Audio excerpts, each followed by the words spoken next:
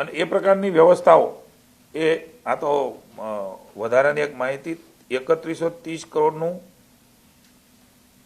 જે અમારું પેકેજ છે કિસાન સહાયનું એ આજના દિવસે ખેડૂતના ખાતામાં પડી ગયા છે 3130 કરોડ। બહુ મોટો રાજ્યની સરકારનો આ નિર્ણય છે, અમારા વિભાગનો। ભૂતકાળમાં ક્યારેય ન થયું હોય એટલું ઝડપથી અમે આ પ્રકારે આગળ વધી રહ્યા છીએ। એ જ પ્રકારે લગભગ 5700 કરોડની ખરીદી પણ મગફળીમાં એ અમે કરી છે। અમારું કમિટમેન્ટ છે અને એ પ્રમાણે અમે આગળ વધી રહ્યા છીએ। આમાં બે પ્રકારના છે, એક તો વાવ થરાદનું પણ છે અને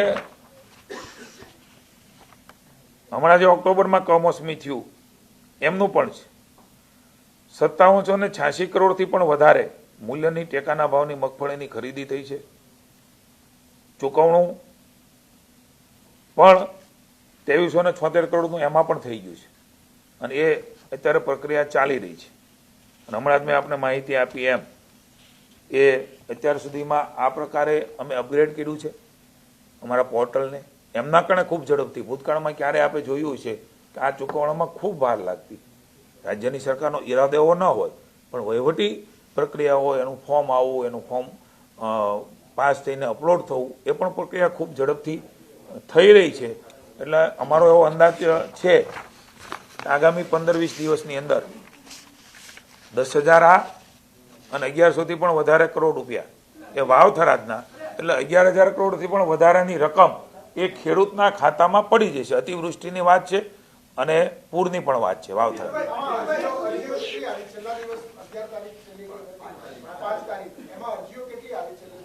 30 લાખથી વધારે અરજીઓ એ મળી છે ને લગભગ 2.25 લાખ એ વાવ થરાદ, પાટણ, જુનાગઢ, એ જે 5 જિલ્લાઓ છે, કચ્છ, એ 5 જિલ્લાઓ મળીને લગભગ 35 લાખની આસપાસ આ અરજીઓ થાય છે।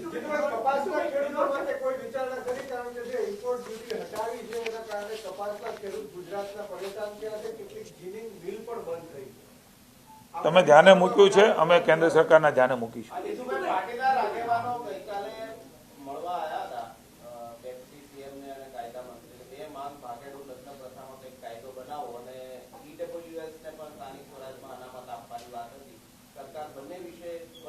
નાયબ ચર્ચા વિચારણા નાયબ મુખ્યમંત્રી શ્રીએ એમની સાથે કરી છે હર્ષભાઈએ।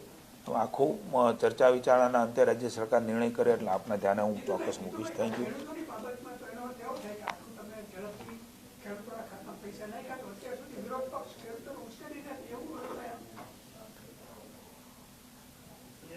સ્વાભાવિક છે, પ્રયાસ કર્યા ઉશ્કેરવાના, પણ ગુજરાતનો ખેડૂત, હું ખેડૂત છું એમના કારણે કહી શકું કે ખેડૂતની સંવેદના અમને ખબર છે।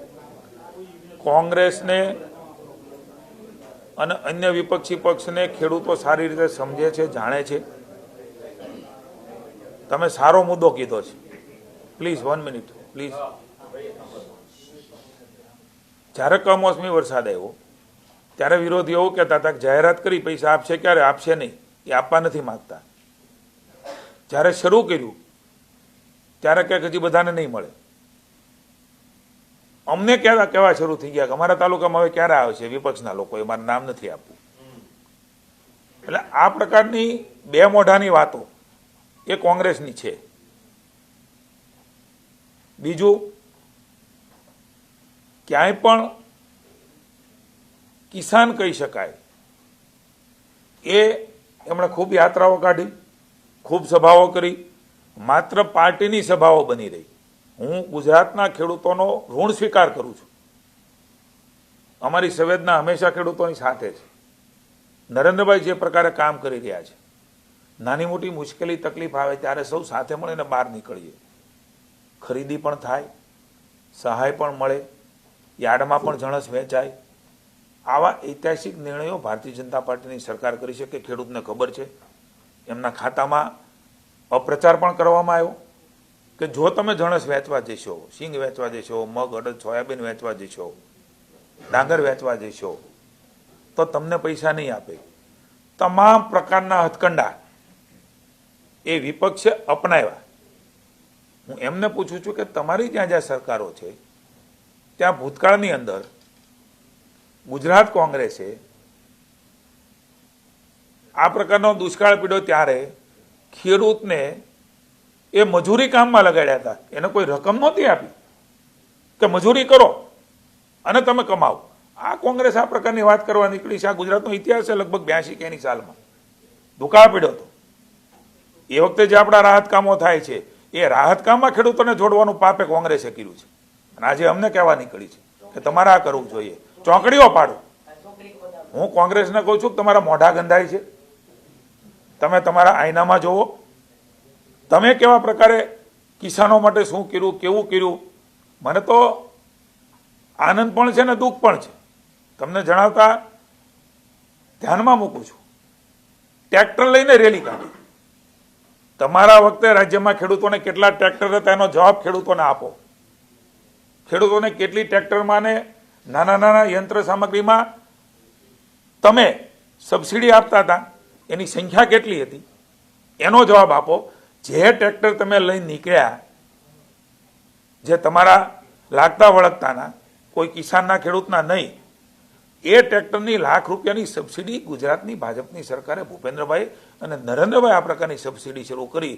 હું આપને ધ્યાને મૂકું છું કે એમના વખતમાં ખેડૂતો માટે કેટલી સબસિડી, કેટલી સહાય, કઈ કઈ યોજનાઓ હતી એ કોંગ્રેસ જાહેર કરે. હું એ જાહેર કરવા માટે તૈયાર છું કે એના પછી અમે કેટલી સહાયો કરી છે. માત્ર વાતો કરવાથી ન થાય. છતાં હું કહું છું કે વિપક્ષને અધિકાર છે, પણ ગેરમાર્ગે દોરી, પ્રપંચો કરી, લલચામણી, લોભામણી વાતો કરીને કોઈને જોડવા જાય તો ઈશ્વરનું તત્વ દરેક વ્યક્તિમાં છે, એમાં હું પણ આવી જાઉં. હું પણ આ પ્રકારની વાતો કરવા જાઉં તો કોઈ માણસ ન જોડાય, પણ જ્યારે તત્વ સાચું હોય છે ત્યારે જોડાતો હોય છે. અને અમે માનીએ છીએ કે ભારતીય જનતા પાર્ટી એક જાહેર જીવનની અંદર લોકસેવામાં એક તત્વ સાથે, સેવાના ભાવ સાથે કામ કરે છે. એટલા માટે પ્રજાએ 30 વર્ષથી આશીર્વાદ આપ્યા છે. અને 27માં પણ વિપક્ષને કોંગ્રેસ આ દિવાલે લીખેલું સત્ય છે એ પ્રોપોગંડા કરે, જનતાના આશીર્વાદ એમને મળવાના નથી. કારણ કે એનો ભવ્ય ભૂતકાળ, કાળો ભૂતકાળ, ગુંડાગીરીનો ભૂતકાળ, ગામડું થરથર ધ્રુજતું હોય, ગામડામાં લોકો મત ના આપી શકે, પોલીસ સ્ટેશન એ કોંગ્રેસના આગેવાનોના કબજામાં હોય, કોઈ ફરિયાદી જાય ત્યારે આરોપી ના બેઠો હોય. આવા દ્રશ્યો કોંગ્રેસના વખતમાં પોલીસ સ્ટેશનોમાં જોયા છે. એટલે કોંગ્રેસને આ વાત કરવાનો કોઈ અધિકાર નથી.